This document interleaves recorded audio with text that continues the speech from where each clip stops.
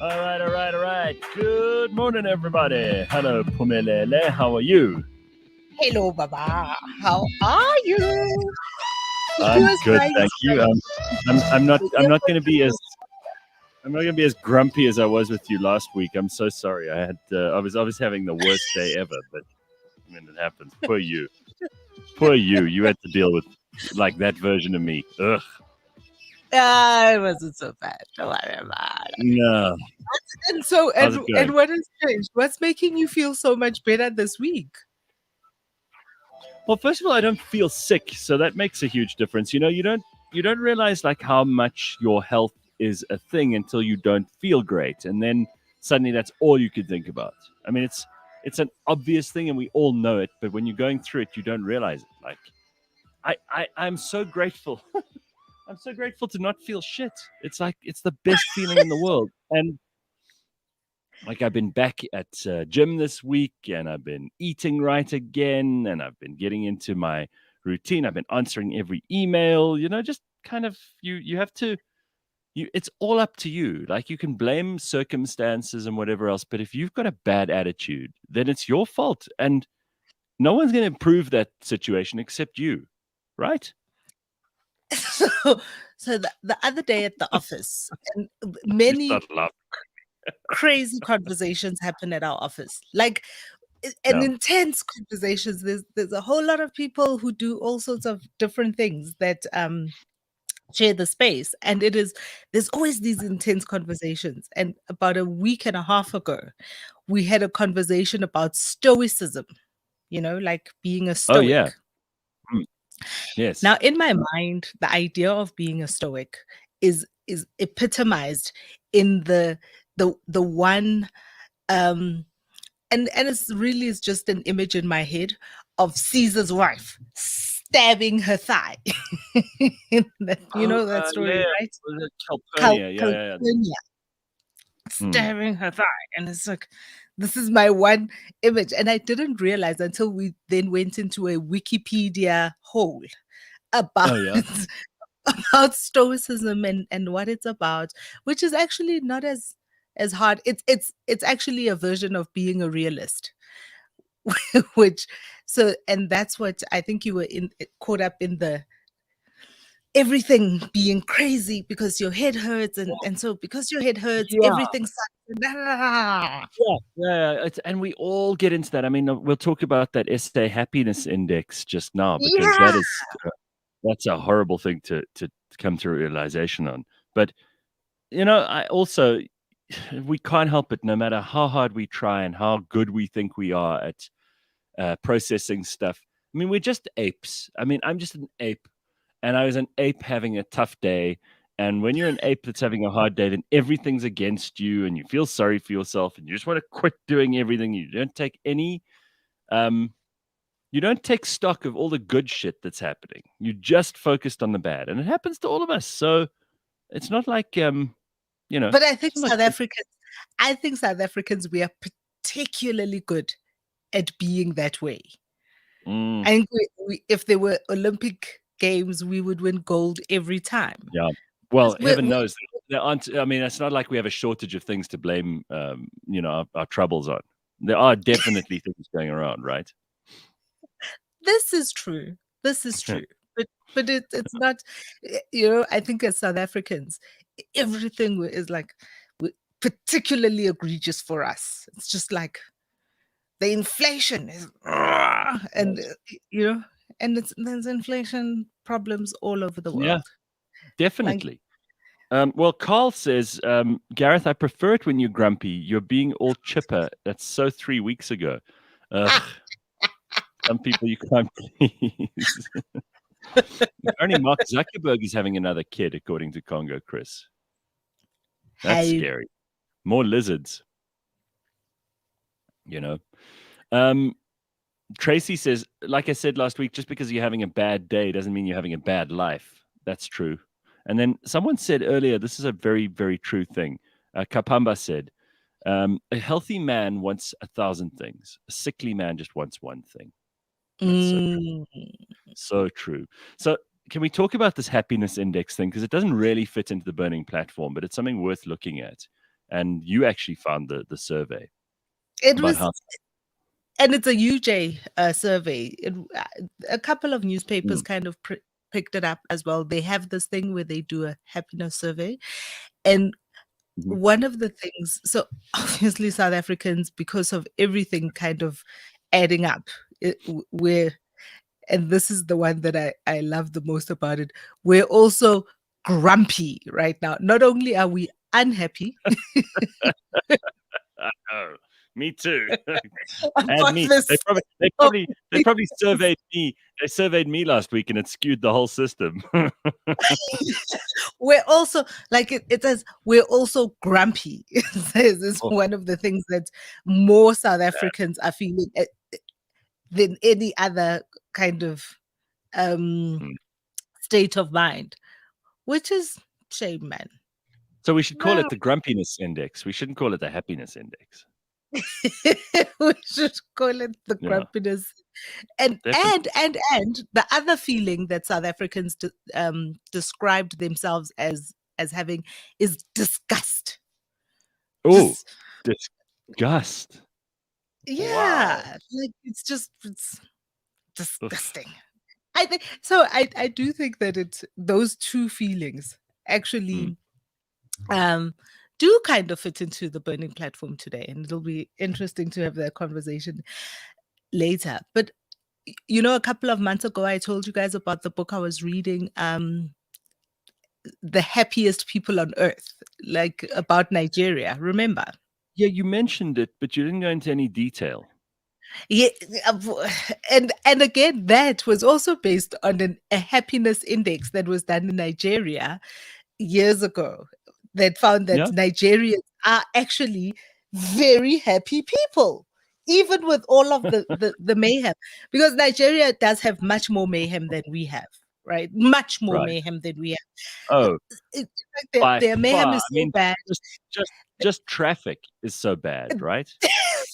that instead of fixing their capital city, which had the traffic was bad, everything, they just They decided just abandoned we're just gonna make it. another capital city. Exactly.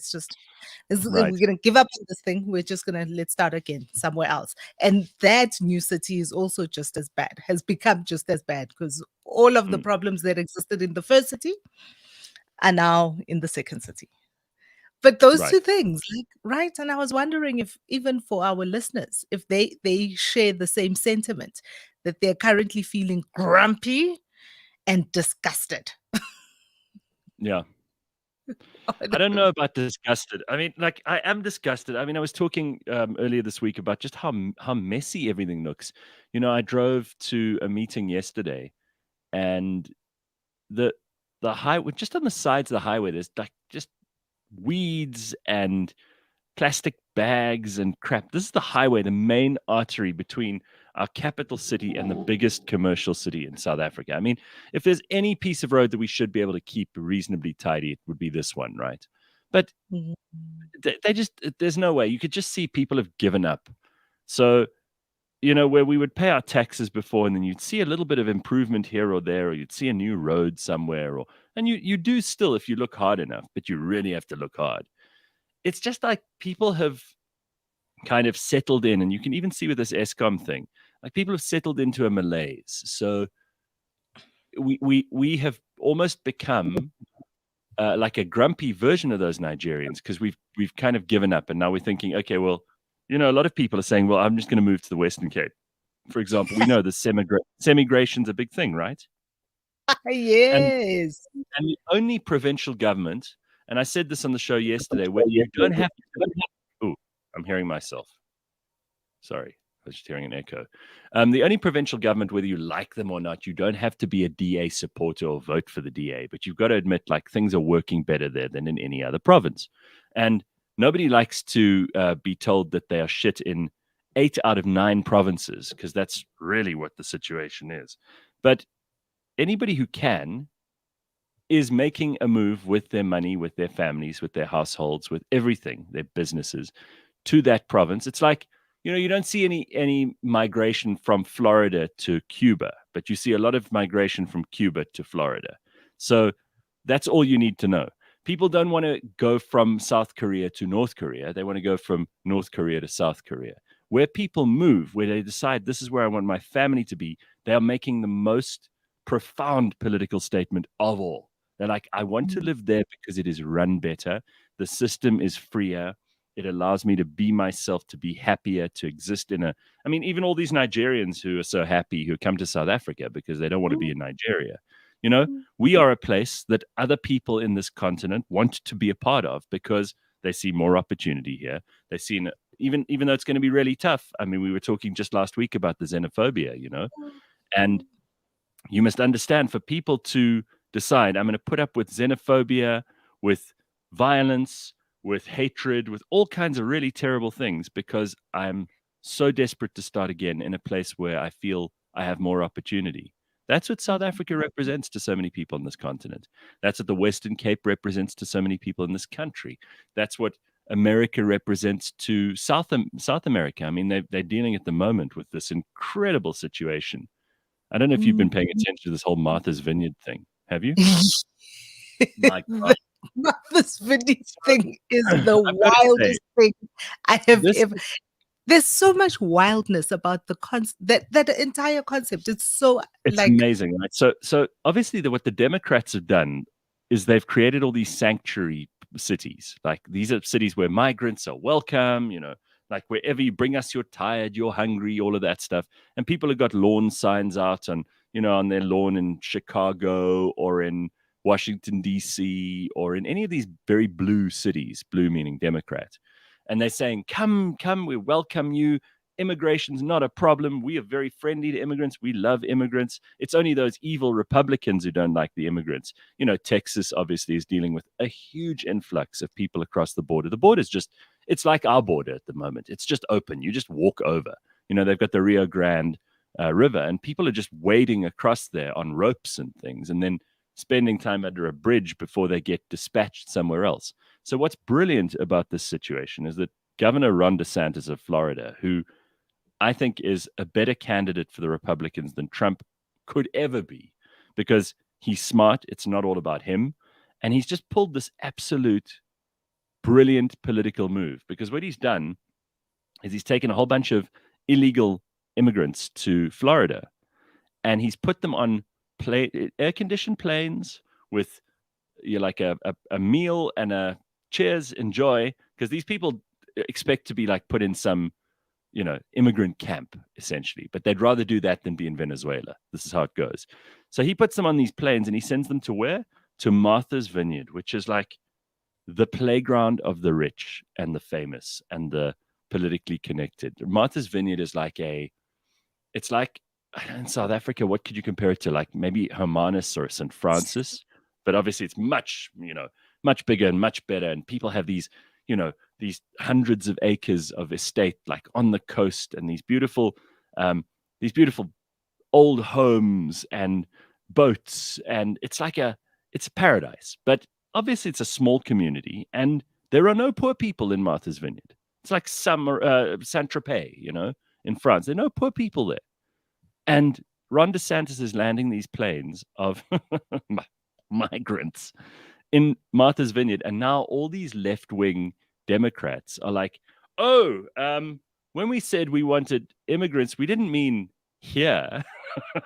So Joe Biden is now like in a panic. But of course, he hasn't been in a panic when, you know, hundreds of thousands of people have been moving into mostly Hispanic cities in Texas. He couldn't care less about that. As soon as you send them to Martha's Vineyard, where there are a couple of politically connected and famous and rich people, then it's a big problem. So it's shown up the hypocrisy of so many U.S. cities. And you know, you get the mayor of New York complaining, oh, this is inhumane. You're using people as political pawns. Meanwhile, they ask the immigrants, this is the funniest thing, like anyone from any news network who interviews these immigrants, they're like, how do you feel about being bused to New York or flown to Martha's Vineyard? They're like, no, we love it. They're like, this is where we wanted to go anyway. So we're thrilled. We don't want to be in Texas or Florida. That's where all the other immigrants and refugees are. And we don't have as much opportunity there. So yes, please keep sending us.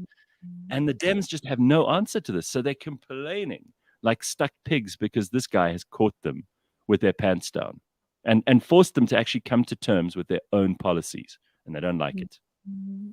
It's amazing because, the when it's all hypothetical, when things are hypothetical, Sure. this is what it should be. Yeah. It's so much easier Yeah. to be out there like, "This is what it should be." And Oh yeah. the You know, minute it's like you it's like are these asked. it's like all those rich white people in you know the Upper West Side of New York City with like signs in their windows saying Black Lives Matter. But as soon as as soon as someone like breaks into their building, they're like, "Oh no, no, no, no!" Suddenly, oh no, it was a black person who broke in the bottom of the building. No, I can't. I don't want to support this anymore. But they're too scared to be honest about what they really feel. It's just a bunch of nonsense. And when you call people out, when you actually make them stand for what they say they believe in, and they can't just virtue signal on the internet, then it's a very different world. Yeah. It's amazing. It's I'm loving watching all of this unfold because it's such an interesting case study about humans, about politics, about policy. It's terrific to see. I had an incredible conversation yesterday with, a young man who's a designer and is kind of left his business, which was a very successful design business, and he is wanting to and actually has started volunteering, and then is also part of an NGO that does walking tours, so giving a Mhm. nature experience without. Hello, load shedding at the office. Oh, sorry, Pums. I just there we go. We're No, no, you're back. back. You're We're back. back There now. was It's no interruption. So this guy's doing walking tours in nature? Yeah, so and they did kind of like that Camino type of experience, but in South Yes. Africa, Right. The along Camino this is that thing they do in northern Spain. in Um, Spain. yeah, where it used to be a religious pilgrimage where you would walk from um, it's called the Camino, but you start it on one side of Spain and you basically do this long walk, and it takes what 7 or 8 days, and I it's think it's a bit amazing. I mean, longer. I think my it's about my sister's boyfriend did it, and then you end up at this cathedral of St. James or whatever it is, and then you get a little. You buy a little badge that proves that you've done the Camino, but it's a nice thing. I mean, it's like it used to be a religious pilgrimage.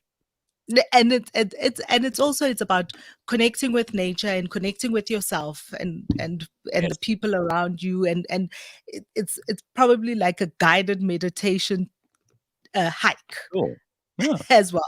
And so they're doing something quite similar here in South Africa, along the so kind of Western Cape into the Eastern Cape, uh, along the Hmm. coast, and they've um, engaged with a whole lot of the farmers, and it's also about the idea of living outside of those borders, so they've engaged all the farmers along the route so that the people can walk through even their properties and whatnot. And he has such a fantastic philosophy around wanting to live as simply as possible for himself, without all of the stuff that you need to worry about. So without all of the because the more stuff you have, the more you have to worry about them, right? Keep my stuff safe, keep everybody away from my stuff. And it was Hmm. just such a what a what w- what a wonderful way to want to be as a person, just connecting with all sorts of other people and saying, Well, again, I mean, isn't it terrific to we all know how good it feels when you do connect with nature, and it's something that we've spoken about on the show before, especially when it comes to like "Ooh, we've got all this natural beauty in this country, right? And because we're so busy in our daily lives, we're trying to make money, to get things done, and to you know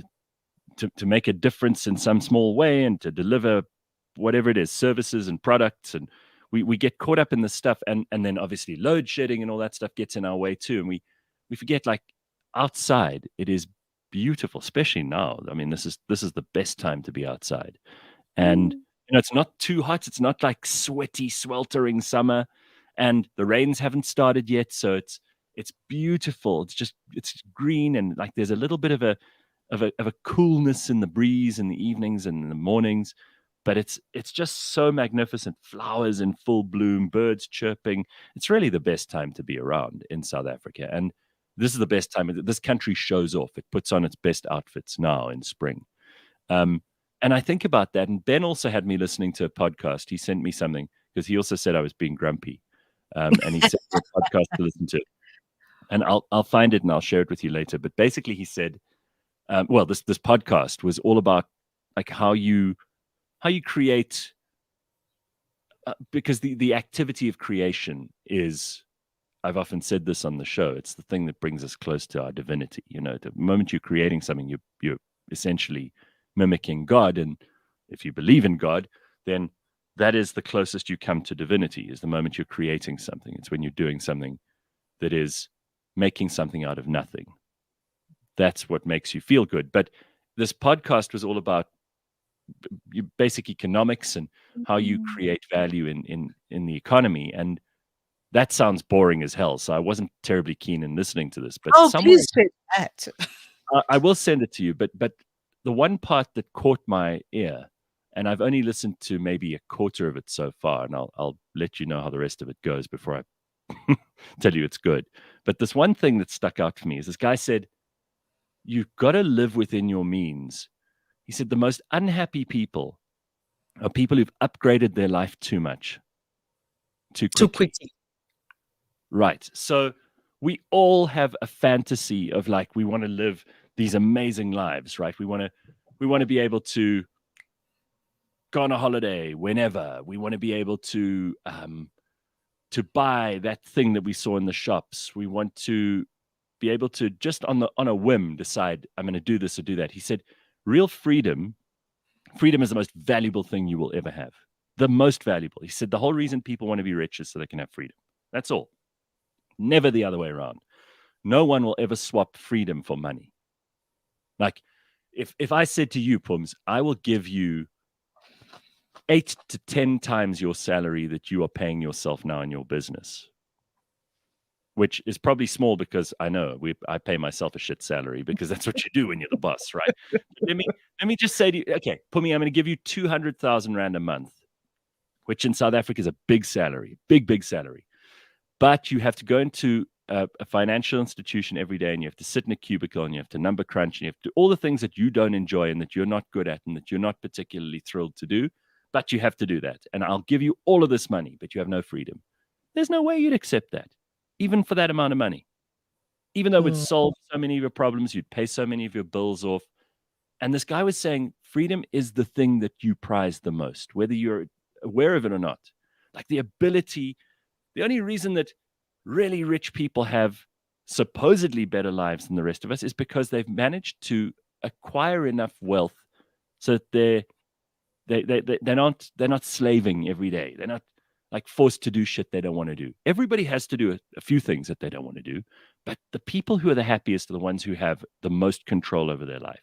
They have the most. Okay, so, and this for me was what was so mind-blowing about this conversation with Lyle, is his name, yesterday, is that the recalibration of what that freedom meant for him, right? So on the one side, that you buy that freedom by acquiring all of this money, and then you can be free. And on the other side, which is what he's done, is actually letting go of all of the things that require all of this money of him so that he can be free. So the less things he has, right? Yeah. The less he needs to kind of accumulate all of the stuff and still have the same level of freedom, right? So he's just recalibrated what freedom looks like for him. And what the freedom looks like for him is being able to guide these tours. Part of these tours once in a while, like every couple of months, and like you see it with there's also like surfer types, right, who make surfboards for 3 months of the year and then make all the money that they need so that they spend 9 months of the year chasing the surf. Right. Right. it is also about recalibrating, kind of what does it mean to be Well, free and what do I need to free myself? Pums, I mean, so to go back to this issue of, we always criticize the government. We're like, well, they just want more revenue, but they don't cut down their costs. But you don't do that to yourself. And if you're not going to be a hypocrite like those Democratic governors that Ron DeSantis is fucking with at the moment, we have to realize, like, I must realize, you must realize, in your own world, cut down your own costs and cut down your own lifestyle expectations to a reasonable level. I mean, especially because we're in a worldwide recession, there's inflation, there's all of this reality happening around us. You can't live in a fantasy and go, oh, well, I'm just going to carry on living the same life I've always lived. Cut down on shit you don't need. Don't go and shop at the most expensive store. Don't go and waste money on stuff that you can't afford. Do not live beyond your means, and you won't be so unhappy. Because what's making you unhappy is this gap between the reality and the expectation. You're like, oh, no, but I want to live like I'm, Bill Gates, but you don't have Bill Gates' money. So forget about it. Forget about Yeah. it. Like, live in a more reasonable way and consider how lucky you are to have what you have. And you don't need a lot of stuff. Like, everybody thinks if I have more stuff, I'll be happier. But the happiest people, I don't know if you agree with me on this, but I've met people, the really happy ones, they don't have a lot of stuff. They've cut their stuff down. And I suppose the cutting stuff is also like internal stuff. It's cutting the internal stuff too. It's not just like tangible things like Smeg kettles and Gucci loafers, right? It's also some of it is also cutting internal stuff. It's kind of going, maybe that's not so important. Maybe I can let go of this particular wish. Will it really get into that? I do want us to get to headlines, but propaganda is like trying to irritate us here by saying, "So you'll own nothing but be happy" is caught on. No, I mean we're not going with Klaus Schwab and the World Economic Forum. That's not what we're saying. Just less. Like you can decide. It's not. No one else is deciding for you. But if you can do with less, then try, and you probably find that you'll have less pressure. Because you'll have less costs. I mean, think about the things that you pay for that you don't really need. And Well, think this about afternoon, we're probably all going to have to rethink and rationalize some more things in our lives because there's going to be an interest rate hike. Yes, this is a big reality awake moment for everybody because that stuff that really hits hard. That hits in your wallet. Sell your air fryer, says propaganda. Exactly. You see, like I bought this stupid air fryer because Lebang told me to, and I haven't used it more than once, and I used it to make something so average and so shit that I should never have bought it. And I suddenly realized, what do I want with an air fryer? Getting rid of it. So, Pumi, do you want mine? Yes, I'll take it. I'll take that air fryer. I just want to get rid of it because even having it sit there and look at me is a reminder of what a stupid decision I made. Really? Yeah, but I'm not a cook. I should have known this straight away. I'm not a chef. What do I know about cooking things? Me buying an air fryer with all these wild ideas that I was going to cook chicken and please, what the hell? All right. So let's look at some headlines quickly. Advocate Billy Downer wants Jacob Zuma to put up 1 million rand as security if he wants to privately prosecute him. I mean, this thing is just becoming like a comedy now. So Billy Downer wants the former president to put up 1 million rand in security for costs because we know that Jacob Zuma never pays anything, right? He's a delinquent payer. So he says, okay, you can you can go ahead and do a private prosecution, but I want to know that you've actually got the money because otherwise this is going to cost me, which is a good point, right? Look, this, I was reading also because the days are ticking away. I think they all have to be at the Pietermaritzburg Magistrates Court on the 1st or the 2nd of October. Yeah. For this private prosecution that that Jacob Zuma has brought against Karen Moon, Billy Downer. And Karen Moon, yes, that's right. He's going after Karen Moon and Billy Downer. Yes. Yes. And yesterday I saw a global organization for the protection of journalists and journalistic integrity, all of that, kind of also saying, you know, really, Jacob Zuma, this malicious prosecution is doing nothing for the freedom of press, and Right. of course then the Twitter bots, Jacob Zuma's Twitter bots, everybody, the trollskis, everybody goes apeshit Hey. about all of this. And just looking at it and thinking about it, and I'm just like, all of these things are sideshows that are meant Yeah. to distract us. Told you guys about the rabbits, right? Yeah. This Last week. this is There's a fucking rabbit. rabbit.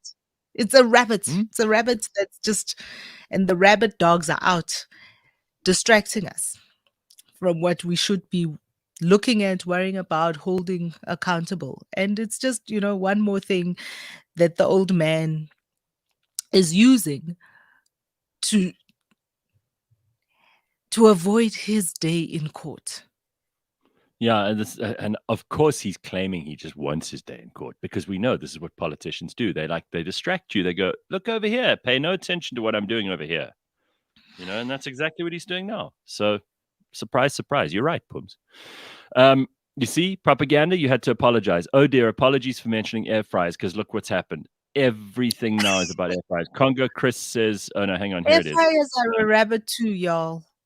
Michael says, I got one 5 years ago. It took me 2 years before I used it. The last week it died, and I don't know how I lived without one. Oh God, you see, now we're onto air fryers. V-Rus says, air fryers are great. So you have nothing to talk about. My best investment ever, says Moonchild, an air fryer and a multi-pot. Oh God. Okay, can we stop? Because I know what's going to happen. Now everything, even those rabbits you were talking about, Pumi, we're going to be talking about cooking rabbit in an air fryer. Watch. Air fryers are a rabbit too.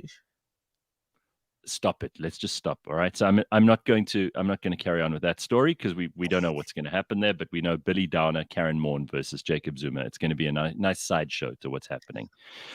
So here's an interesting story. The Zimbabwean government has slammed suppliers which charged the government $30 for 2 kilogram packs of chicken and $9,000 each for laptops, and 50 kilogram bags of cement cost $18. So these are obviously hugely inflated tenders. You see, the Zimbabwean government has still not learned that what government do with money is they add enormous cream to the top, because someone has to get paid. So they've halted their payments to these suppliers, which the finance minister now blames on a spike in the exchange rate. Oh, that's what it is it? Yeah, sure. The Zim dollar has been in free fall, plunging as much The new Zim dollar is plunging as much also as in free fall.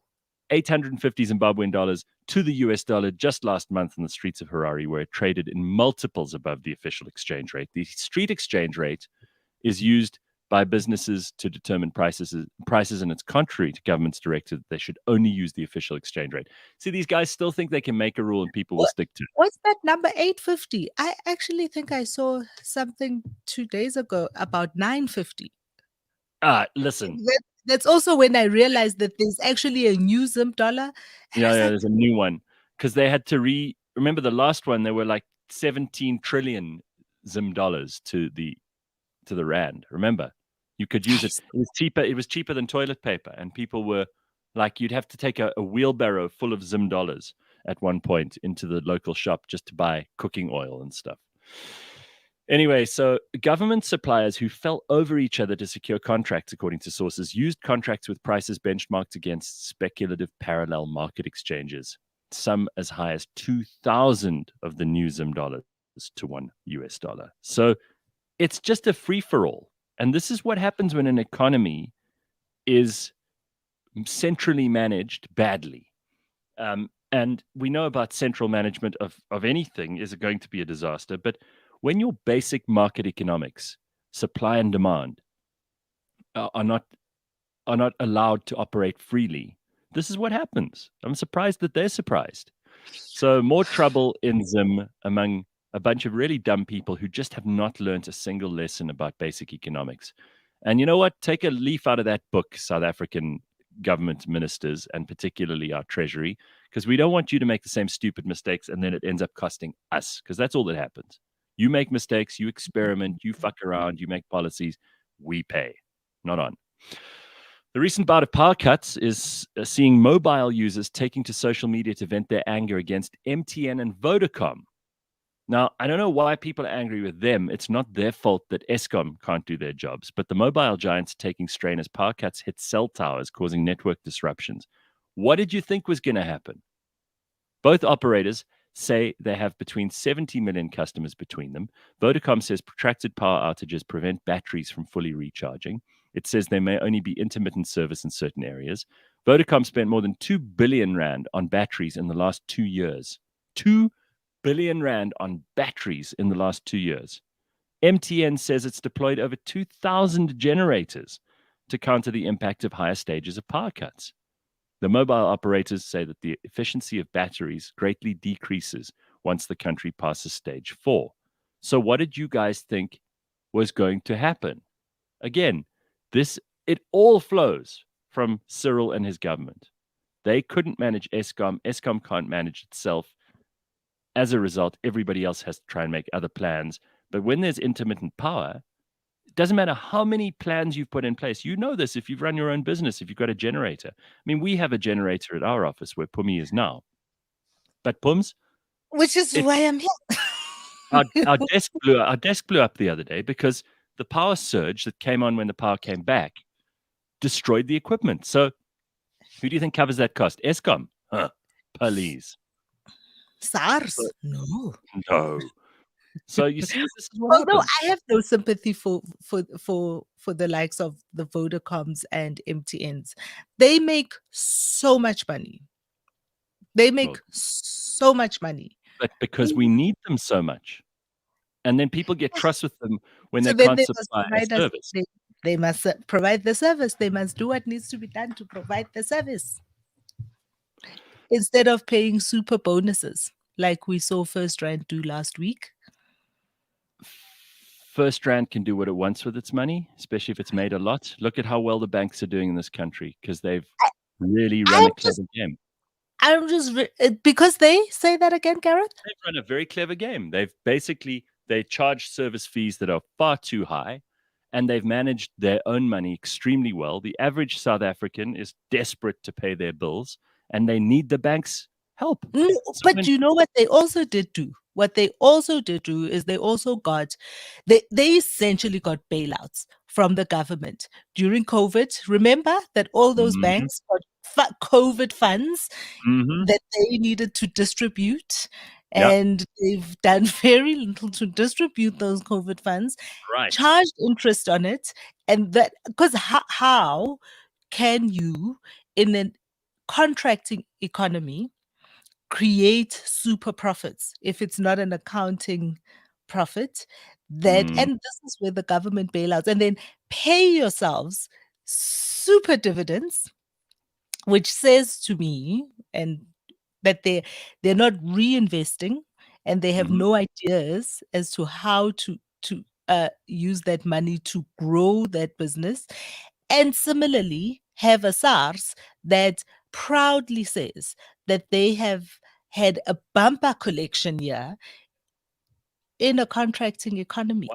Well, why do you think those?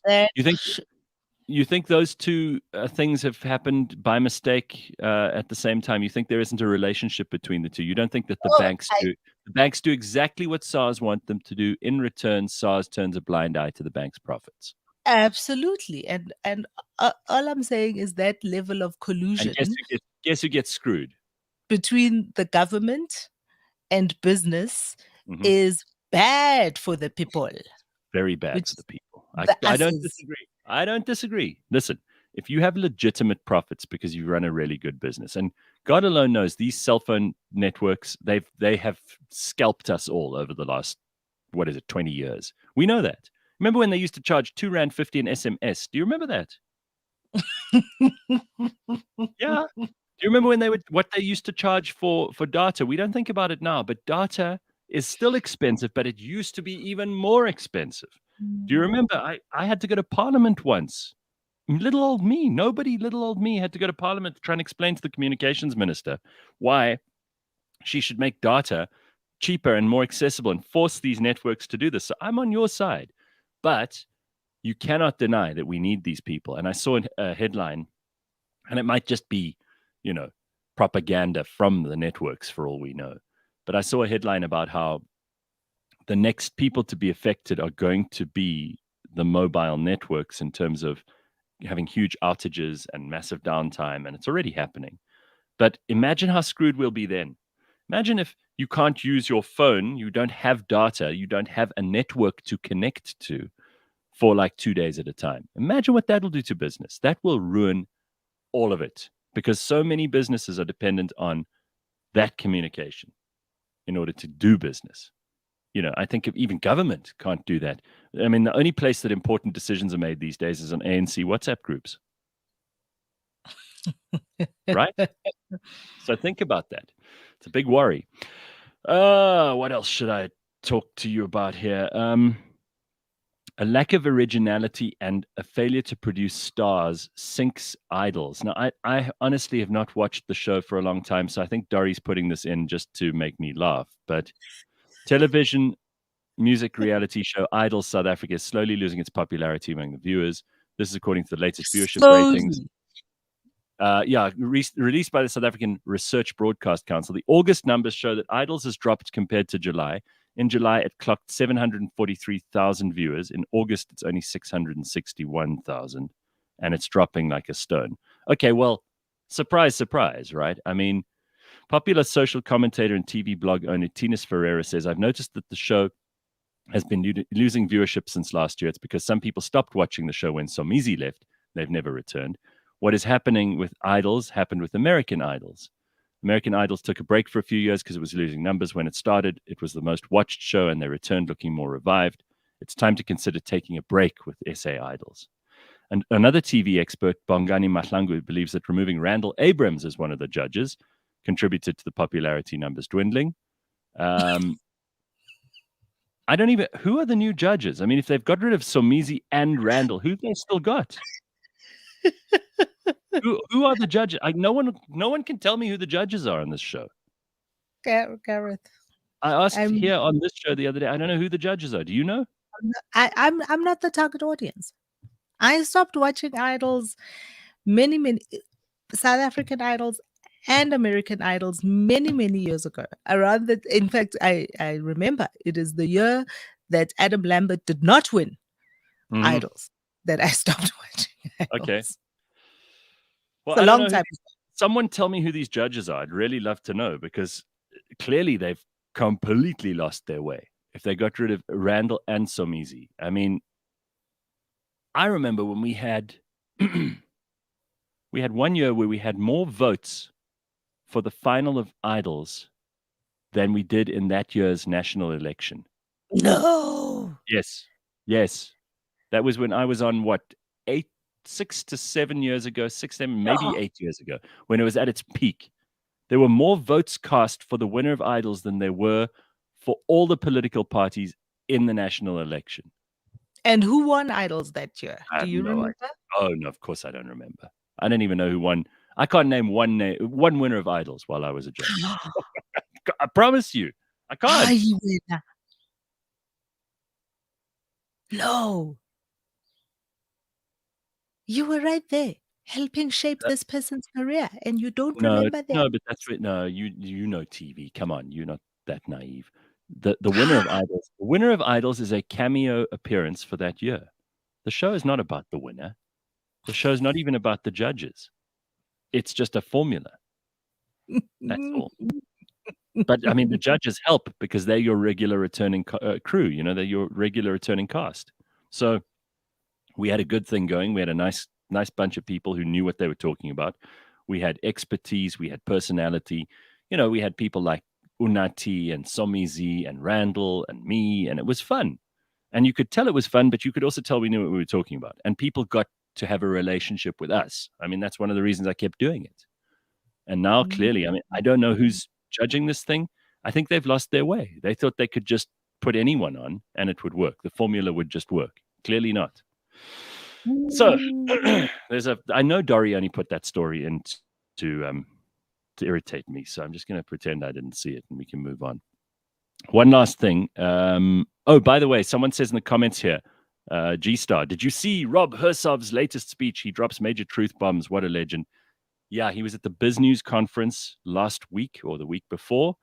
And yes, it's going viral and everybody's talking about it. And G-Star, I have great news for you. Rob Hersov is going to be our guest on the show just a little bit later in the Burning Platform. So we can quiz him about that particular speech you're talking about and all the things that came up in the discussion. So I'm very interested to hear what you have to say about this. Sanele says, I don't watch, so I stand corrected, but isn't Somizi back? I know one of the new ones is Tembisiet, and apparently her and Somizi don't get along. How? Government ICASA makes telcos pay huge amounts for spectrum. The last time it was 5 billion. What happens to this money? Oh, please. You really have to ask what happens to this money, Ad B. You know what happens to it. It goes straight into some guy's pockets and then he buys a Range Rover. We know what happens. It's you're gonna be surprised when that's what's going down. What do you think? What do you think they're investing in a local business, helping the spaza shop on the corner? You think it's going into like developing more digital spectrum? No, hell no. Hell no. SABC can't even get onto digital. Are you joking? How long have they been talking about DAB, digital audio broadcast?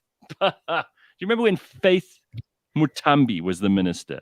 She was just trying to get the SABC from analog onto digital. They're still not. Listen, it was, one of the first people to champion that cause was Jackson Mthembu. And back then, the white paper or green paper or blue paper, whatever it was called Digital Zonga.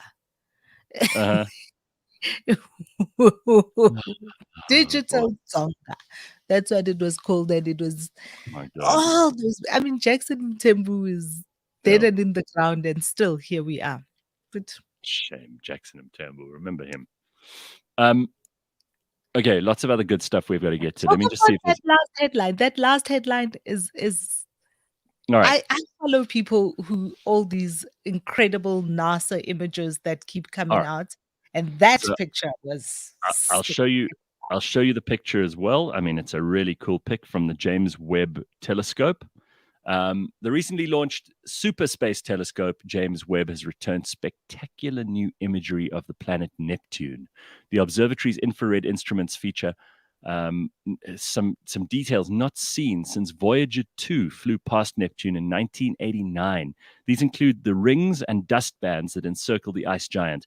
Scientists are so intrigued by the different cloud structures, which should tell them something novel about the workings of Neptune's atmosphere. Beyond the planet itself are 7 of Neptune's 14 moons, the most significant of which is Triton. Why? Because Triton, they say, has solid ice on its surface, which is really interesting. Neptune is darkened in the telescope's view by the methane absorption at infrared wavelengths. Triton, on the other hand, reflects an average of 70% of the sunlight that strikes its icy surface. It is very bright. And of course, that means in some cases that people believe that there could be life, the possibility of life, water, liquid water at some depth on the planet. I mean, even though it's far, far out into the solar system, and of course, the further you go from the sun, the colder it gets. But they're saying there's potential there for all kinds of interesting things if there is liquid water, even under the deep depths of the planet's atmosphere. So here's a picture, just to show you what everybody's getting excited about, especially Pumi. So this is Neptune itself, as seen from the James Webb Telescope. It's an amazing, amazing picture. And then I'll show you a picture of Neptune with all of its moons. So you can see some of them here as well. Those are the rings that go around Neptune. Beautiful picture, right? Isn't that amazing? Sure. It really is. I mean, it looks like it's luminous in this picture. And obviously, you use different filters and infrared and all of this stuff. But here's Neptune with a whole bunch of its moons: Despina, Proteus, Larissa, Thalassa, Naiad, and Galatea. And then you've got Triton, which is so bright up in the top corner there. Beautiful, beautiful pictures. So this stuff is exciting. I agree with you. It is exciting. It's exciting. Like all of these things are exciting. The time that we live in. On the one hand, we live in a time of absolute outrage on Twitter Yes. because Cyril is black. And on the Oh, other oh, side, we didn't even talk about that, did we? But that's a big problem for some people that the Little Mermaid is black. Jesus. You must know how stupid. Like, if there are aliens and they land on this planet and they say, "Take me to your leader," and our leader's busy worrying about what race Ariel, the Little Mermaid. who would they take him to? Yeah, who would? And on the other side, we have these incredible images of far out there in space Mhm. that shows us what insignificant specks we are. Mhm. Tiny little humans on this one planet. And then outrage about a black mermaid because wow. Well, I mean, obviously. Oh, G-Star says, "Can we make Shaft a white woman?" Yes, sure. Go ahead. yeah, why not? I could care less. None of this stuff bothers me. I have been watching the new Game of Thrones and the new Rings of Power, and there's a lot of outrage about I that don't too. have I don't have power at the right time to be able to watch any Oh, TV. poor you. See, this is ESCOM's fault. Unbelievable. I have Unbelievable. like bloody hell. And this is my favorite type of TV, fantasy Well, and it is epic. fantasy. So because it's fiction and it's fantasy, you can make the people old, young, black, white, rich, poor, pretty, ugly, whatever you want them to be. And I could care less. But you can see like Hollywood is trying so hard to grandfather in a whole lot of woke stuff. Like they've got, suddenly there are a whole lot more gay characters because they've realized that makes them look woke and really like connected to the zeitgeist of the moment. And I do think they're trying so hard. I mean, you look at Disney, for example, and it seems to me like everything Disney's doing at the moment is taking intellectual property from when they made great stuff. I mean, we all watched this stuff as children, right? We all watched it as kids, whether it was The Little Mermaid or Pocahontas or whatever it was. Now they're trying so hard to make everything woke and modern and new and representative and inclusive and diverse that all they're doing is they're reworking old stuff. They're not making new interesting stories. They're not going around collecting new interesting. They're taking old stuff and wokeifying it, and it's just ridiculous. So It's like okay, so it shows a lack of imagination that's just driving me crazy. I think that two things can be correct at the same time. And I think that the issue of lack of imagination is a big one because when you have enough people counting the dollars, what you try and do is you try very hard to make sure that the dollars translate. And in order to make the dollars translate, you have to have formulas that you think are what translates to dollars, right? So The Little Mermaid was an incredibly successful film when Sure. it was made all of those many years ago. So maybe if we just made another Little Mermaid, that one part of the formula stays the same, and we can kind of sort of guarantee that it'll be successful. We're going to use the same music and the same songs.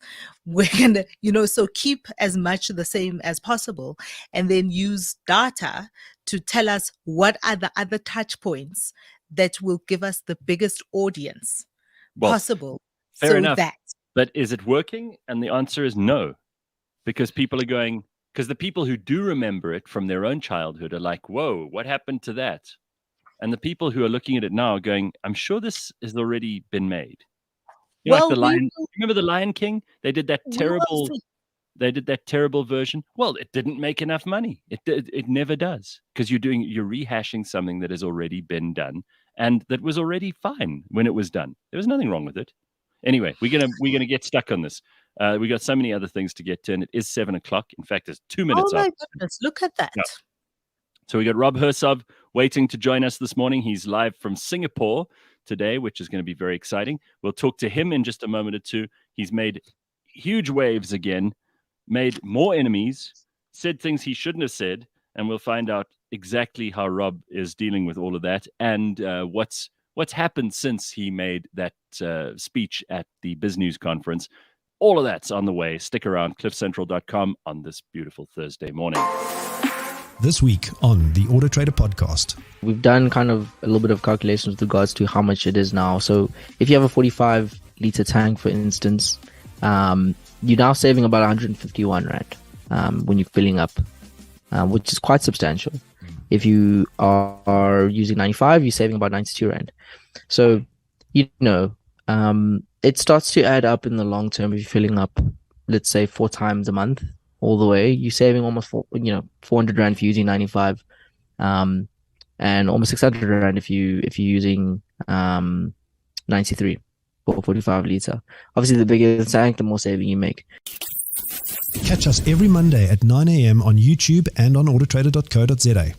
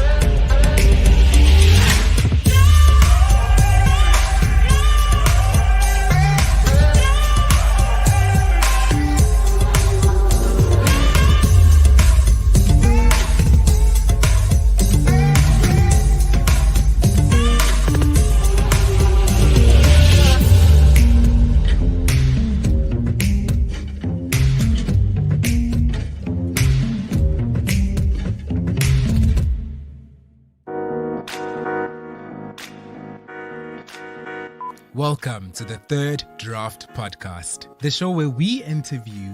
Wait, do I start with who we are? Catch the show. We chat all about Content creation. the business of content. Yeah, I And think how you can much take money. this one. And how much? Yeah, okay. And then I'll be like, how much money or something. You yes, know, yes, you have yes. to Go. keep it a bit yes, tight. yes, yes. I'm Cyril, And I'm Mash. and we are the host of the Third Draft Podcast. So catch fresh episodes every Wednesday on cliffcentral.com On YouTube. and on podcast, Apple Podcasts, Spotify, or wherever you get your podcasts. I like that. I like that. No, no, you do that. I like that. That's a good one. Let's see.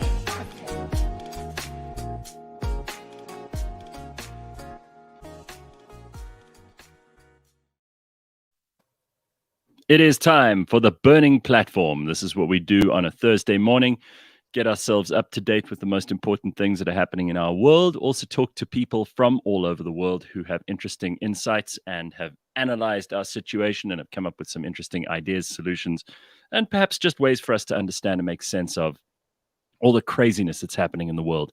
So today, I'm really happy to have Phumi Mashiko with me, who is always here on a Thursday, and she brings wisdom and balance to other, my tirades and my irritation with whatever's going on in the news. But this morning also, we have Rob Hersov on, and I'm so happy he could join us just a few days after he made yet another firebrand speech at the BizNews conference. This seems to be a thing that Rob is one of the few people in business in South Africa who has the balls to do, because we have said on the show, Phumi, how many times have we said business is in cahoots with government?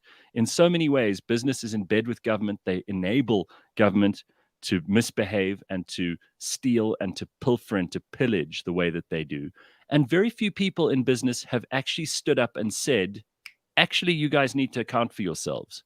One of the few people who's done that is Rob Hersov. He made this speech, gone viral. It was passed around on WhatsApp like a hot coal from person to person.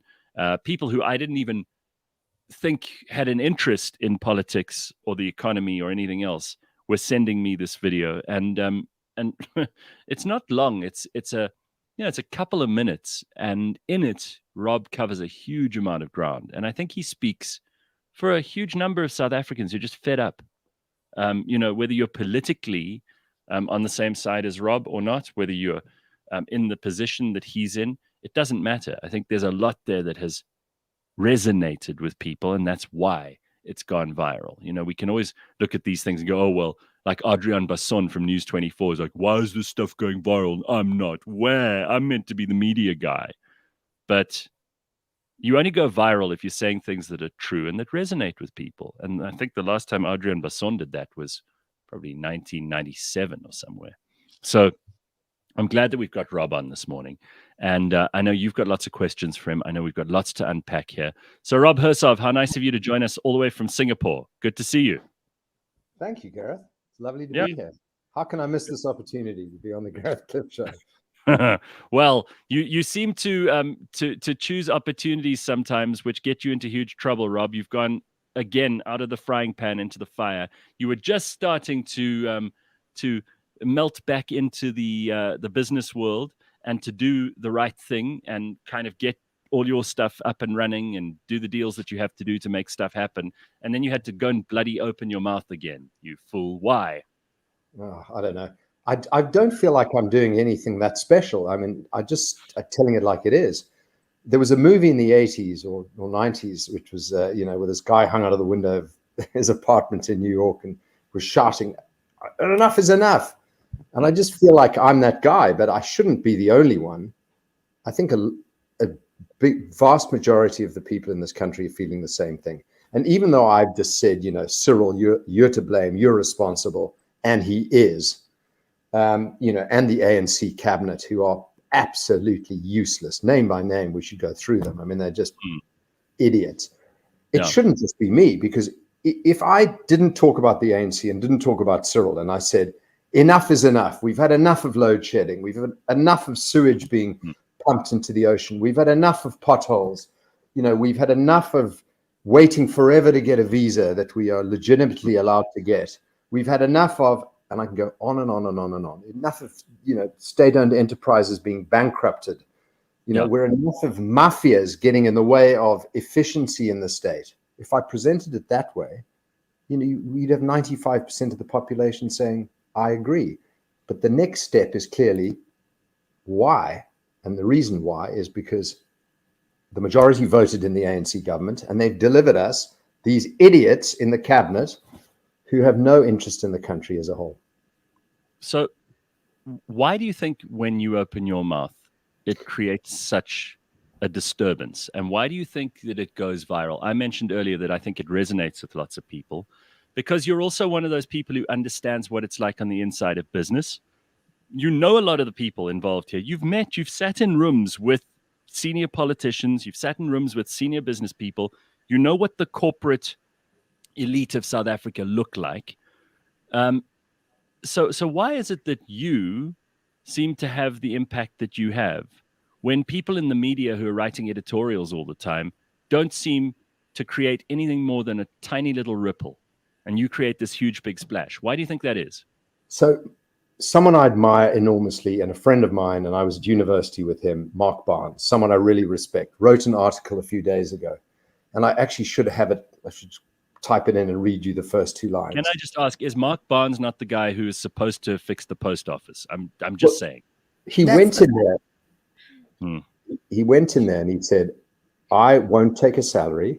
I just want to be called Postmaster General, and I will fix the post office. I mean, he couldn't do it. He said the cadres, I call them cadres, not cadres, but the cadres within the post office just resisted basically everything he tried to do.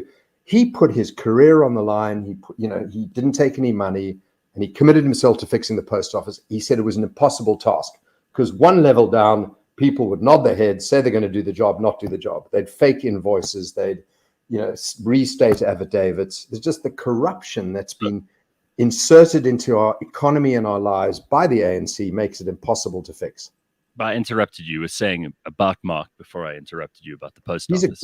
He's a great guy. He's a fantastic guy. But he wrote this article a few days ago. And, it's similar to the one that ANC arse kisser Colin Coleman, wrote a few months ago. And just read the first two lines. Dear Mr. President. I mean, even just saying that is just so pathetic. I mean, how can you say, dear Mr. President? Cyril Ramaphosa is the problem. I call him Cyril because that's about the most respect I can give to the guy. But, these articles, open letters to the dear Mr. President, we have a socio-economic crisis in hand. I mean, they're not going to read those emails. You've got to tell it like it is, and you've got to have a bit of anger and a bit of soul in what you say. None of these guys are doing that. All right, so Pumi, I mean, you watched the clip too, and I'm sure there was a lot of stuff in there that is kind of obvious because we've spoken about it here on the Burning platform before, but there's a lot of stuff that Rob is going out on a limb for, and you've paid the price for some of this before, Rob. Pumi, do you have any questions around why it is that poor old Rob Hersov seems to attract as much attention as he does, as opposed to everyone else? Or is it not poor old Rob? I don't think we can ever use the term poor next to old, maybe, but poor next to Rob, I'm not sure. But and I did watch the whole 23 minutes of it, which I think a lot of people did not. So a lot of what we saw kind of flitting around is, I don't think a lot of people watched the whole thing. And I have a clarifying question that I need to understand, because when you started the conversation, you started by saying that you with your family's money gave Cyril the opportunity to step up. And what I'm really interested to know is what that means. What is that was the incorrect. opportunity to step up? What does that mean? That was incorrect. We didn't actually give him the money to step up. Anglo-Val took him seriously as head of the National Mine Workers Union. Mm-hmm. They showed him the respect in his position to meet with him and listen to him and, understand what his and the mine workers' needs were. We never gave him actual money. We never paid him anything. We never donated anything. I gave R250,000 rand to his schools project, his schools charity. I never even got a thank you email. Thanks, Cyril. Anyway, I did some good for the country there. We didn't actually give money. We didn't actually actively help Cyril step up, but we gave him the respect he deserved all the way along the line. But he's not getting it anymore because he doesn't deserve any respect. He deserves endless criticism and to be kicked out.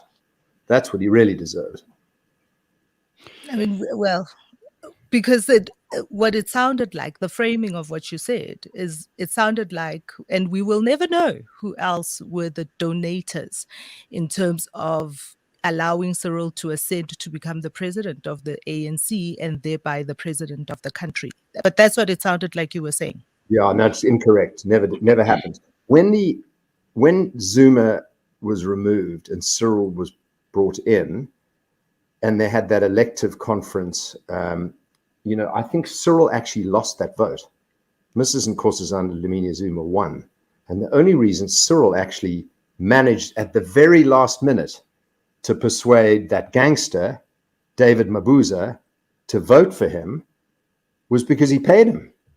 And certain big business people, I would assume most of them white, gave that money at the very last minute. I reckon Cyril got on the phone to a couple of people and said, I need 30 million rand to bribe the guy to vote for me. That's what I think happened, hypothetically, but I'm pretty sure I'm right. And I'm pretty sure I know who gave the money, but I'm not going to say. I've lost enough friends as it is. Sure. There's no question. Why do you think they gave the money? Why do you think they gave him the money? Because the ANC pretend there's a good ANC and a bad ANC, and the good ANC, which is supposedly Cyril, which is we now know is complete nonsense, would call people and say, we're going to try and keep these RET monsters out. But to do so, you've got to give us money to make sure it doesn't happen. Make sure these guys don't come in. Behind us are these monsters, David Mabuza, Tony Yengeni, Lindiwe Sisulu, Mrs. Nkosazana Lamini, these monsters, they're going to destroy the country. But if you help us with financially, we'll keep them away. Well, that guise is blown because we know there is no good ANC. They're all a bunch of monsters. Cyril's done nothing in his time in power. Just so you know, because while Pumi and I were watching your video and she knows you don't know, Pumi's been like not the biggest fan of Cyril from day one, and she warned us about this. I was one of those people. I've made some terrible decisions in my life, and I've said some things that I wish I hadn't said. Among them was back in Polokwane all those years ago when Jacob Zuma unseated Thabo Mbeki. God, what I would do for Thabo Mbeki now. I'm sure you'd feel the same way, Rob. But Pumi warned me. She said to me when, everybody was getting... I didn't ever get enthusiastic about Cyril. I just thought he was really the best of a bunch of really terrible options. But Pumi said to me, don't underestimate this man's inability to do anything properly. And you were right then, Pums. So we should have listened to you from the very beginning. But Rob, this thing about business and the money that powers the ANC, we've got to get to those people. Now, it's all good and well that you're up there and you're brave enough and you say what you say. And people in the comments, by the way, are all saying, thank you so much, Rob. You look like Robert Redford. Only when I'm tired. Please bring us some electricity back from Singapore. Respect to you for saying it loudly and saying how it is. Rob is no coward. People are saying all this stuff. And I know that kind of helps, especially when you are dealing with people who are no longer your friends. But what is it with the rest of these craven people in business who are doing the wrong thing, who are giving the ANC or people in the ANC the money to be able to keep perpetuating these nefarious networks of patronage? Do they not have a conscience about what they're doing, or are they happy to take the money and run when it comes back from the other side? I'll give you two sides to the story. There's no question Patrice Motsepe gives money and a lot to the ANC, but he also gives to Action SA and DA. Mm-hmm. Okay, now he's hedging his bets, right? Hedging his bets, and I'm no doubt in my mind, Adrian Gore does the same thing. He's a sort of classical lefty, but they're doing no good for the country whatsoever. Okay, by hedging their bets. I mean, if in fact that's just collusion.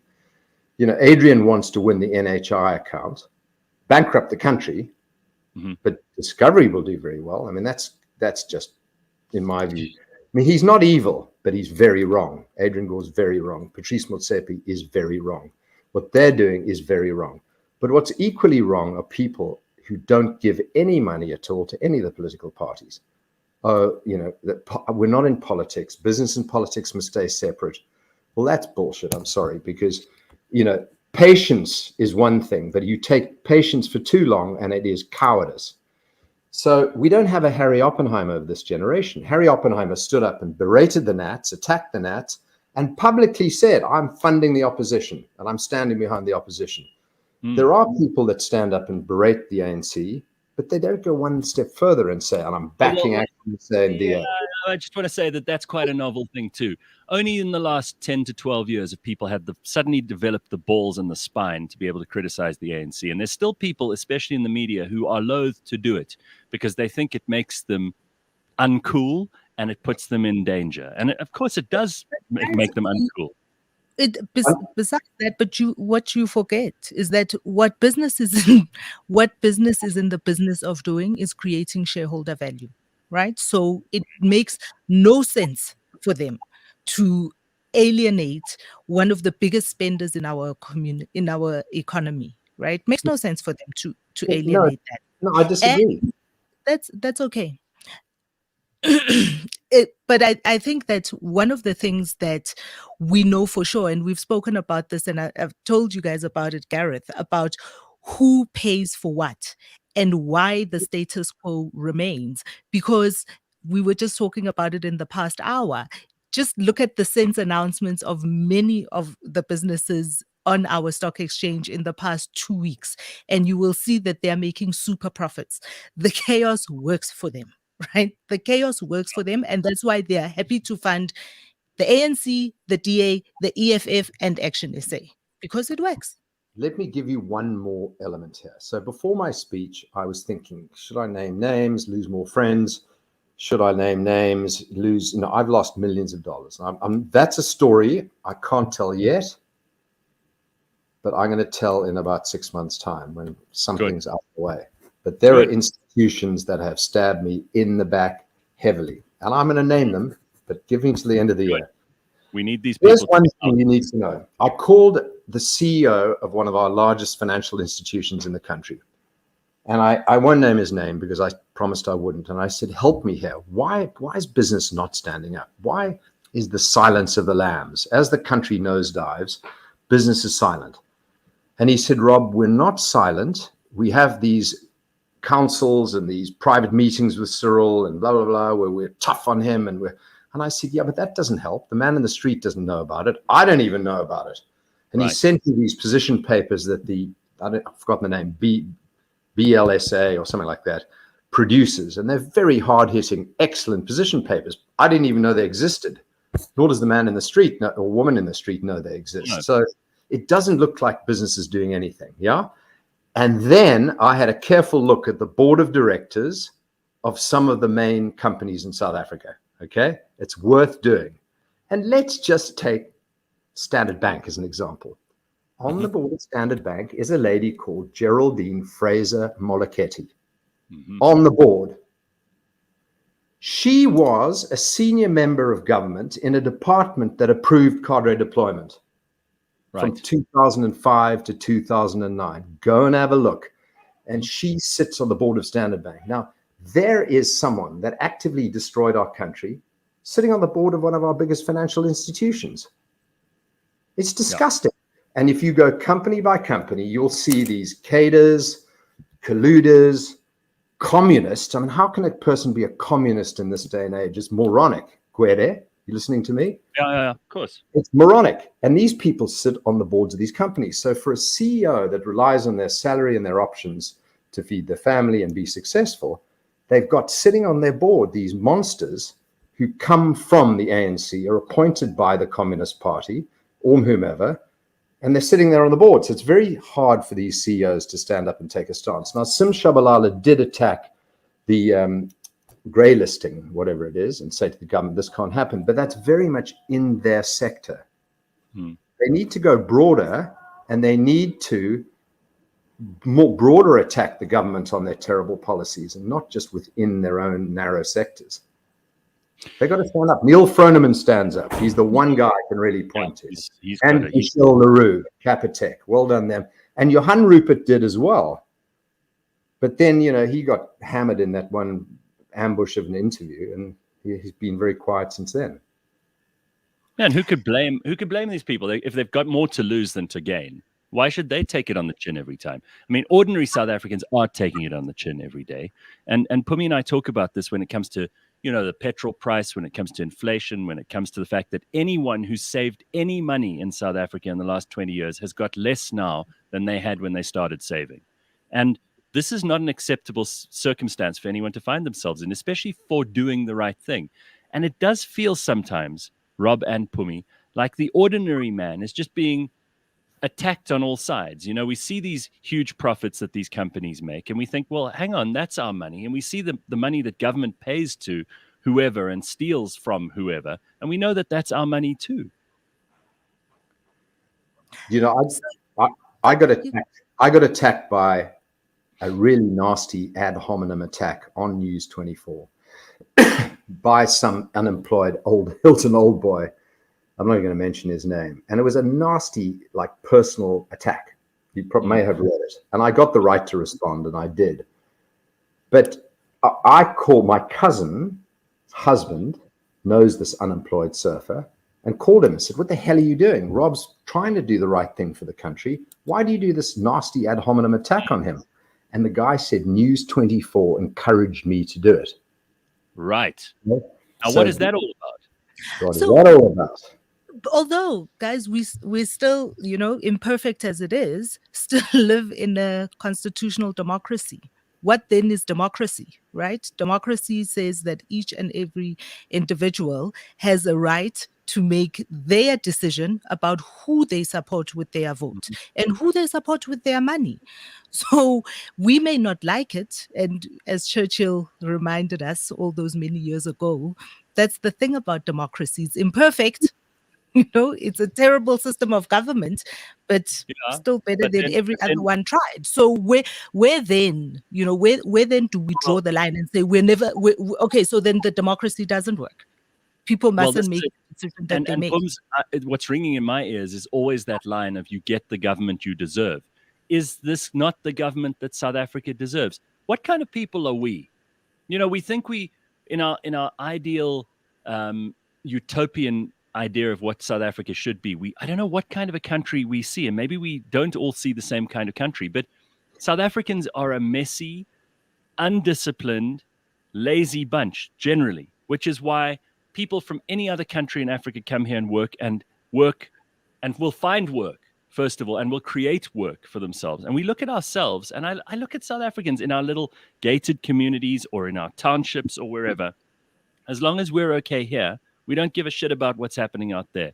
And then we complain about the ANC, but we vote for them or the DA or the EFF or whoever, and it doesn't seem to make a huge difference. I mean, apart from the obvious difference that's happening in the Western Cape. And that's something that I want to have your opinion on, Rob, because the Western Cape is one of those places that you believe in. You're building, you're putting infrastructure into place there at the moment. An American friend who'd been to South Africa only once came a second time and flew down just to see me and spent 2 days in the Cape. And he went, "It's unbelievable. It's palpable, the difference of coming from upcountry down to the Cape. What's that all about?" And I said, it's very simply, the DA is the difference. The DA runs the Western Cape, and they run it well, and they run it for the good of the people. The ANC just break and steal. And that's now obvious on the ground. But what's more important is Frans Cronje of his Strategic Research Foundation is doing deep dive polls amongst South Africans, and his deepest ones in Ward 54 in Soweto amongst ANC voters and people who didn't vote. Mm-hmm. What they're discovering, the majority of people know the DA can run a city, a municipality, a province, and a country better than the ANC. They all know that. Everybody knows it. The man on the woman on the street knows it. That they know that if the DA came to power, South Africa would be a better run country. Okay, this is the majority. I don't know if they know. So why then? I don't know if they know that the DA would run a better country, because if you live in the Western Cape and you live in Enyanga, if you live in Kukuletu, you know that even though you are living in a Western Cape that is run by the DA, your quality of life is not the same as in the city. You know that. Why are they failing to get those people to vote for them? Yeah, but you got to compare. I'll tell you why. Apples and apples. I mean, if you're in a township in Johannesburg and you're in a township in the Western Cape, then you're comparing apples with apples. But if you're comparing living in Nyanga to living in Constantia, obviously that's apples and pears. No, the polls go deeper than that. Those people were then asked, how would you feel about the DA running the country? And they feel like they may lose a lot of their current privileges. They may be marginalized, but the marginalization they would have under the DA would still be a better result than what they're getting from the ANC today. So what we need to do over the next 18 months, because the election's going to be in May 2024, you heard it here first, what we need to do between now and then is persuade the 55% of people who didn't vote at all to vote, and to vote for change. So I'm not prescribing vote for the DA, Action SA, PA, Inkatha. I'm saying you've got to vote for change. Let's get the ANC out and vote for change. That's the message. I want to know why opposition parties are incapable of getting people to vote for them. So I want to know why it is, if people know the DA is better, why would they rather stay home and not vote for the DA? And why is the DA incapable of getting people to come and vote for them. I would like to know why it is that the EFF is unable to get people to vote for them. It is their failing too. Not only is it an ANC failing, it is their failing too. They are unable to convince the voting public that they should be voted for. Pumi, very good point. The reason people aren't actually going to vote for the EFF in droves is because the majority of South Africans know that they are racist, destructive, nasty, and evil. They have a ceiling of about 12% of the population. They're never going to go beyond that. Forget the EFF. The ANC is going to break in half because there is no one voice for the ANC. There are communists, there are capitalists, there are crooks, there are half-decent people, but the polls are slumping massively. If there was an election held today, only in the urban areas, Frans Cronje's polls say the ANC would be 30% or less. They've lost the urban areas, okay? So the next step to answer your question is, how do we get people to vote for the DA Action SA? It's happening as we speak. But Rob, Pumi's right, though, that these guys should be, they should be capitalizing on this in the most obvious way possible. There shouldn't be, just from the stuff we've covered in the last 10 minutes, there shouldn't be any doubt in people's minds. Why is it still so hard for Action SA, the DA, IFP, even Bantu Holomisa? Why is it so hard for them to convince people to vote for them? So the DA is at 23% today, and probably, in my guess, in the national election, if they keep going, will be 20 to 25%, okay? ANC will be at 40% or below, national vote, and then we've got the other smaller parties. Now, there are a lot of egos there, okay? Yeah. A lot of egos there. I think Herman's a fantastic guy, but Action SA needs to be more than Herman. We need to see a deeper bench of people. You're laughing, and I want to ask you why. Herman is a fantastic guy, but I also think, that there is now a build-up, and it's one of the points that you make in your video, in your talk as well, that there should be, we should all be working towards getting a coalition government. It's the only way that we can deal with the ANC, and I absolutely disagree with that. I think Nelson Mandela Bay is one example that will show you what a shit show a coalition of the opposition parties that we have in this country is. Tshwane is another one. We're sitting now here in Johannesburg with the DA running the coalition and failing to wrangle that coalition. The truth of the matter is that, and we do get the government that we deserve, because we as individuals are quite happy to relegate all this power to absolutely useless people in every single one of these parties instead of being part of the solution. And Rob, the best people are never going to be in politics, because politics is a mug's game, and there's no qualification for that. You don't have to know how to do public administration to be voted in. It's just a popularity contest. Hold on a second. Let's hypothetically say, right, that the DA get 25%, Action SA get 15%, and then VF Plus and Carter, COPE, ACDF, and PA bring us up to 55, 57%, and that's the coalition. Let's hypothetically assume that's the case, yeah? And it's not impossible. We're trending towards that, okay?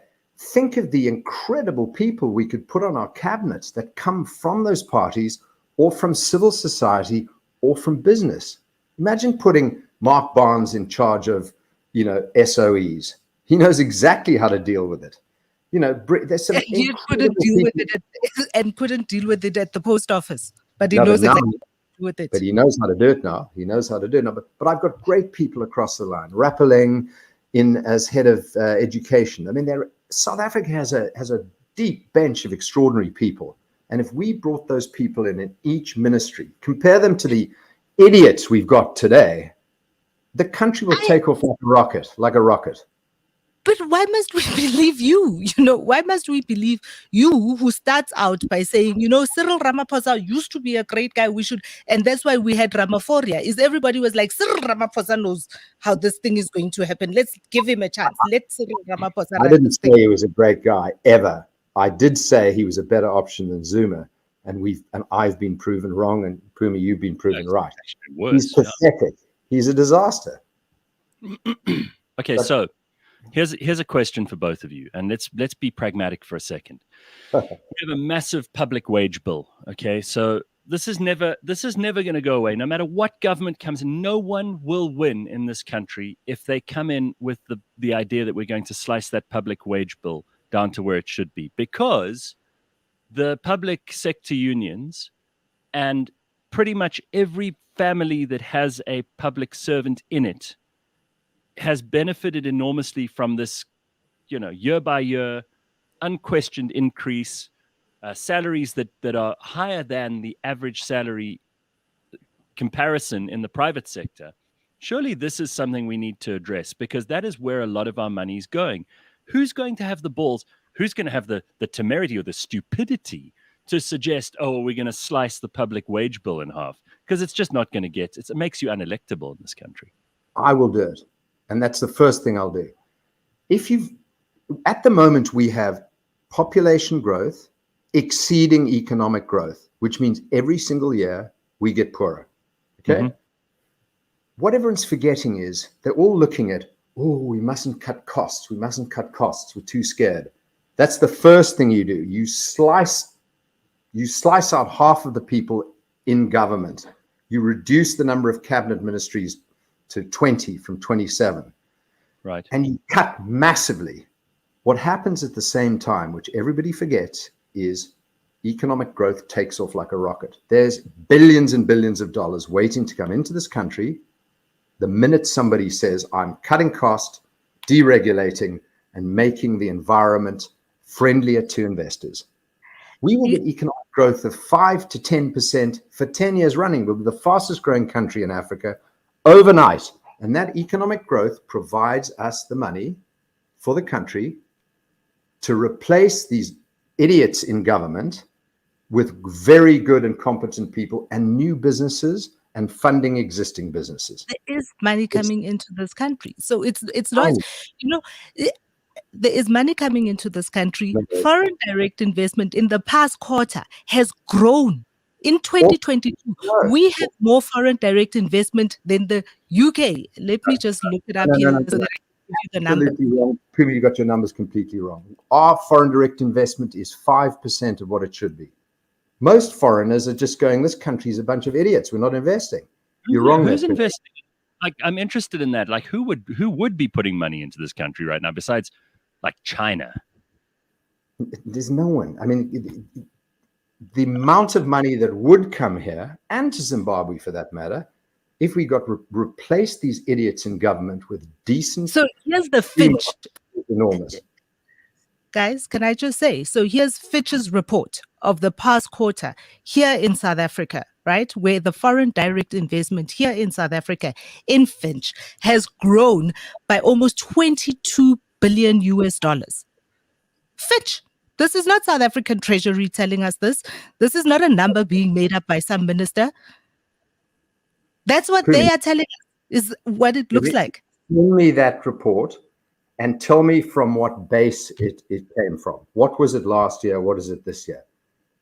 It is based on year on year. It is based on year on year, 22%. Put the report up here. Put it up on screen. Oh, I can't put it up on screen. I'm going to send it to you now. Send it to me. I'll share it, Rob. Yeah. You're wrong. I don't want to argue about this, but Rob, to go back to what you said just now about the public wage bill, you said I will do it. Is this an overt pitch into the political world? Because, like, Pumi always says, no, but I mean, this is the thing: is people have to put their balls on the line here, and Pumi always says the only person who's going to make a change in the community is you, and people have to stand in their individual wards, and independent candidates will be a better bet for us, I think, going forward than the political parties, because the political parties have really let us down. And also, we don't have a constituency-based system where the people who are in parliament are people who are elected from communities around South Africa. We've got party list systems, and there's a lot of complication around that, and it's maybe not the best system. We don't know whether the constituency thing would work better, but Pumi always says It's up to each of us individually in our own environment to make a difference.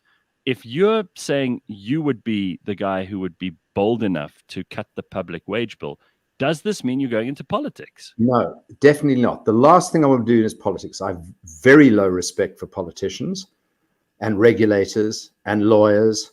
And I've always said anyone who studies political science at university is just wasting their time and wasting our time. So I have zero respect. I've reached a point in my age where I can't sit in meetings and listen to people talk crap for half an hour or state the obvious, which is all they do. You need people that are in there, that know what they're doing, that are decisive and are elected by our population. I'm not standing for politics. I'm happier where I am, being whatever, a maverick or whatever I am. I'm not. The number you quoted was in South African rand billion, which if you translate into dollars is basically very, very little.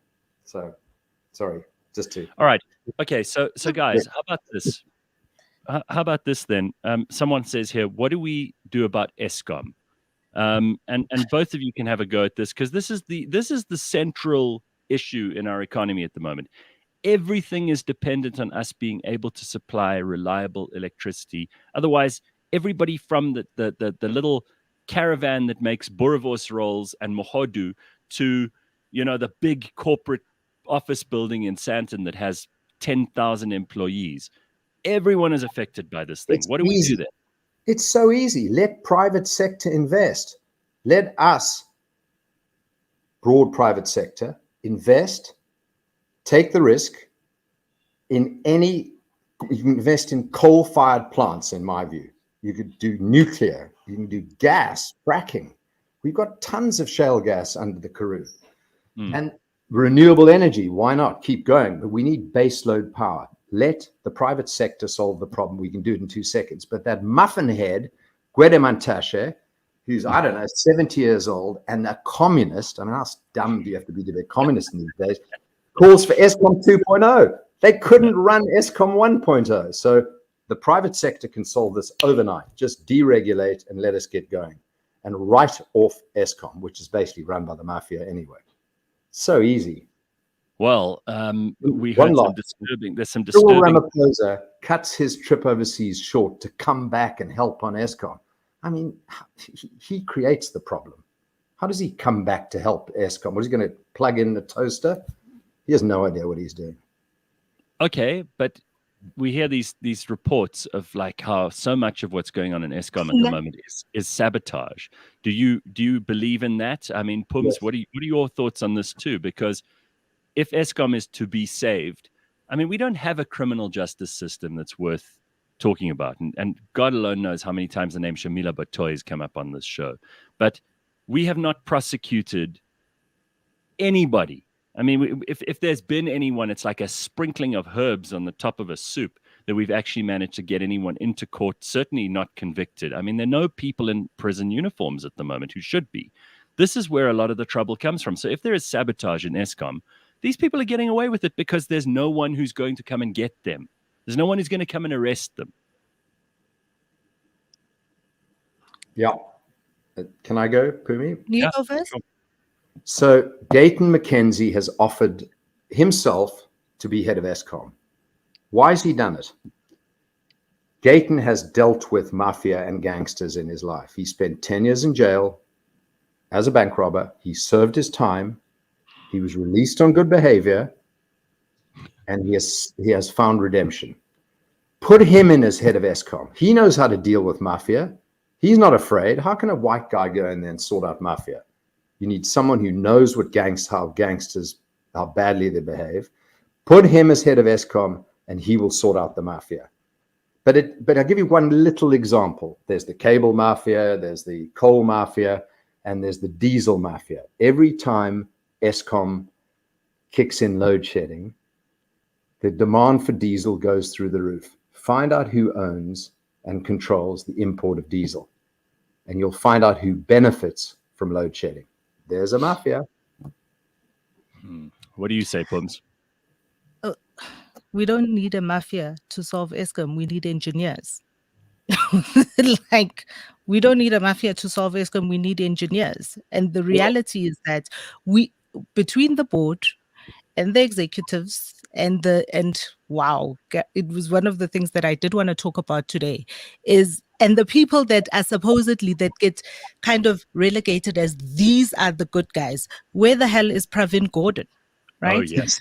This is what we need. Is we need people who know how to kick the tires in that business, kicking the tires in that business, right? I think that what we very good at as South Africans, and again, it's something we spoke about earlier in the show, is we're very good at being grumpy and angry and talking out loud.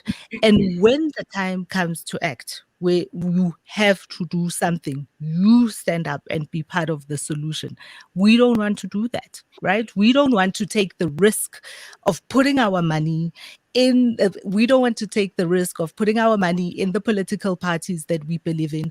We don't want to take the risk of putting our skills in the places that they need to be in. We'd much rather just get an inverter, get a solar panel, get Just also, on that note, out of the system. on that note, I heard about a list, which I'm sure is now, I mean, it's in the news, so it's not something that only I know about, but Solidarity, the union, gave 300 names of old engineers who used to work for Eskom to the government and said, here are 300 people that you can employ now. They will be willing to come and work at Eskom and help fix the problems. Here they are. You know how many they took? Something like 15 or 18 of them is the number that they took. Now, I mean, that's Solidarity saying, here's a solution. We're going to give you actual names of actual people. We've gone and researched. We've gone through our membership. We found you people who can help you sort this out.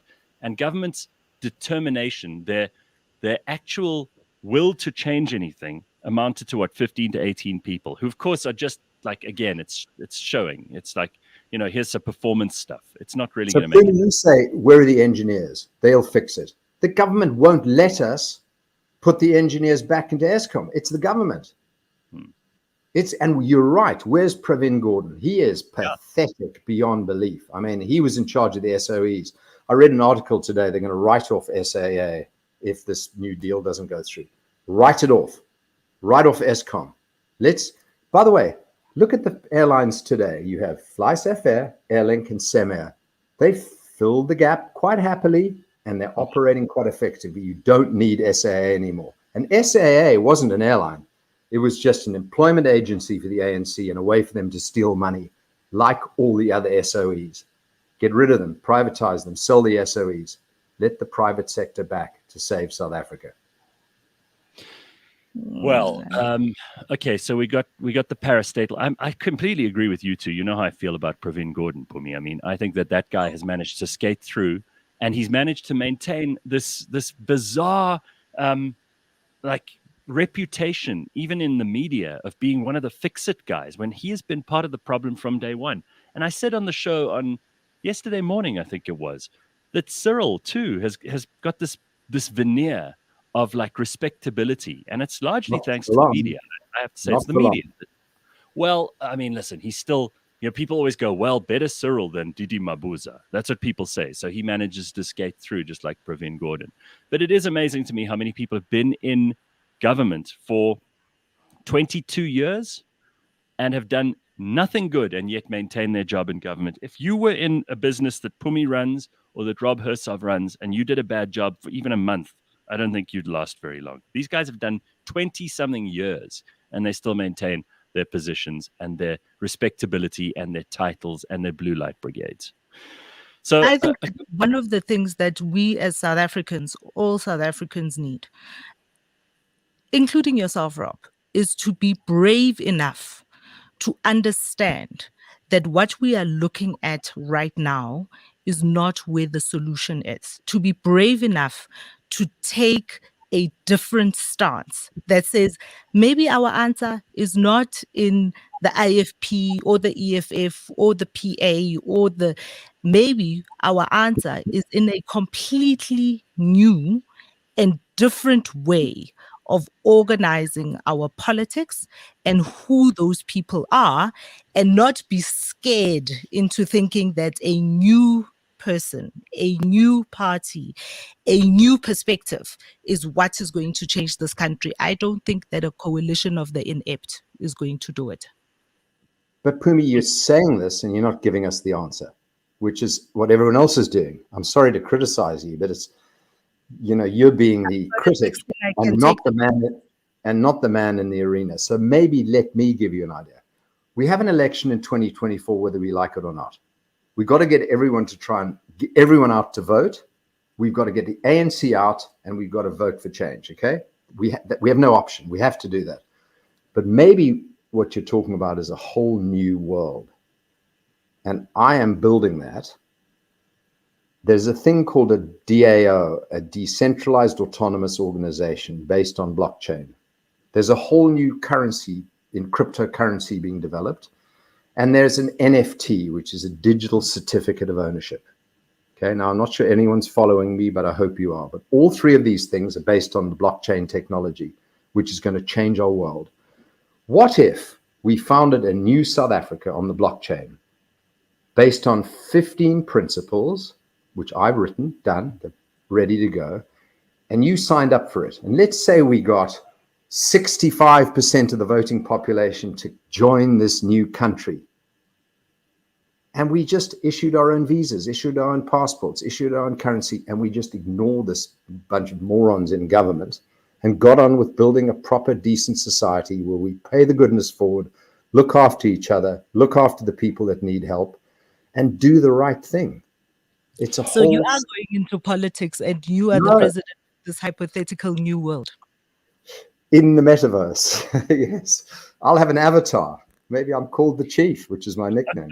But I mean, Pumi, you haven't given us a solution. You've criticized, but not given a solution. I'm trying to give a solution. Sorry to put you on the spot.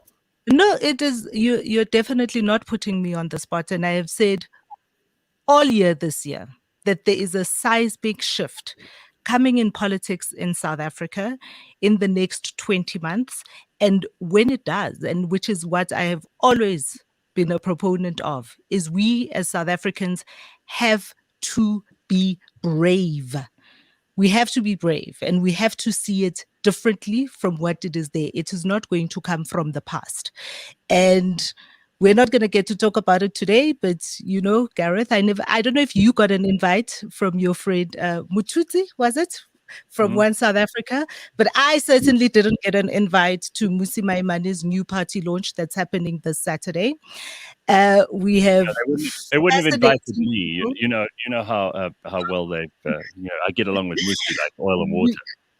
We have fascinating moves happening in the political arena in this country, with a lot of interesting people putting together fascinating new ways. And my only as a broadcaster, my only call is to say and encourage all South Africans to be a little bit brave and take a leap into something new and different. I'm up for it.